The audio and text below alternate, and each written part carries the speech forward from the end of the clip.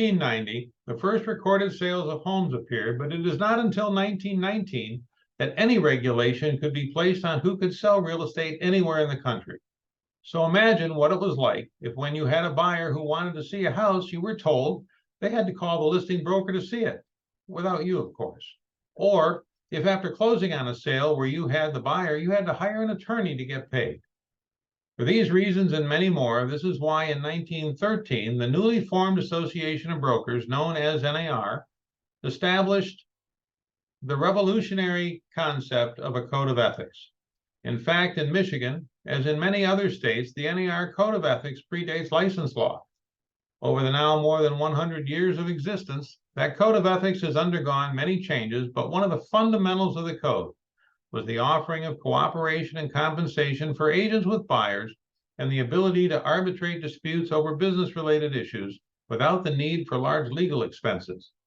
It also established the reason the public should be able to trust a member of the NAR because in its preamble to the 17 articles currently in the code, it elevates the need of the public over the short-term gain by the realtor.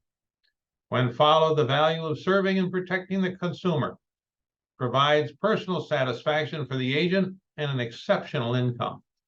A mentor of mine used to say, put the client first and the money will follow. He was the epitome of that statement. When law school was unaffordable, he got into real estate. When he passed away 20 years ago, his funeral service was overflowing with people who had fond memories of how he had helped them. And true enough, by putting them first, he had accumulated a net worth in excess of $250 million. As promised, we will visit the Realtor Code of Ethics from time to time, but before we start getting into too much detail, it is worth sharing that the current 17 articles that comprise your Code of Ethics is divided into 3 sections. Articles 1 through 9 deal with our duties to clients and customers. 10 through 14 deal with our duties to the public in general. Articles 15 through 17 address our duties to each other. By the way, for those who think being a realtor is all about MLS, remember, long before there was an MLS, there were realtors. Market conditions. The month is still not over, but here's where things were as of last Friday. Inventory numbers are 15.5% lower than a year ago, but up a little more than 3% from last month. Pending sales are also down from last year by 12.7%, but only down 2.7% from a month ago.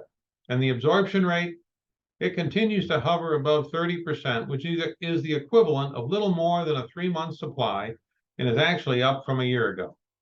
This means both buyer's agents and seller's agents need to continue to apply their professional skills when assisting either a buyer or seller. For those who appreciate long-term planning, please note the following on your calendar.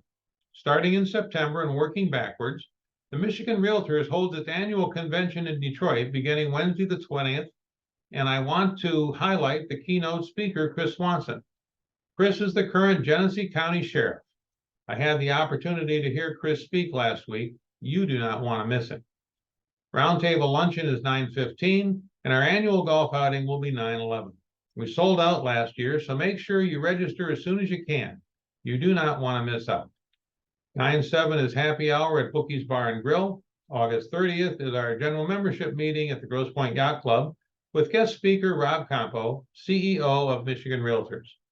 August 22nd, the Young Professionals Network is holding an event on leadership in Sterling Heights. August 17th is Coffee Pop-Up. August 11th is Roundtable Luncheon.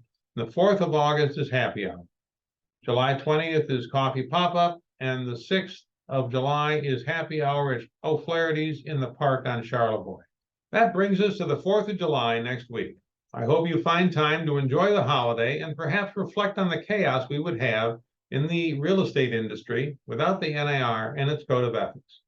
Until next week, be productive, successful, and profitable, and as always, stay safe. Bye.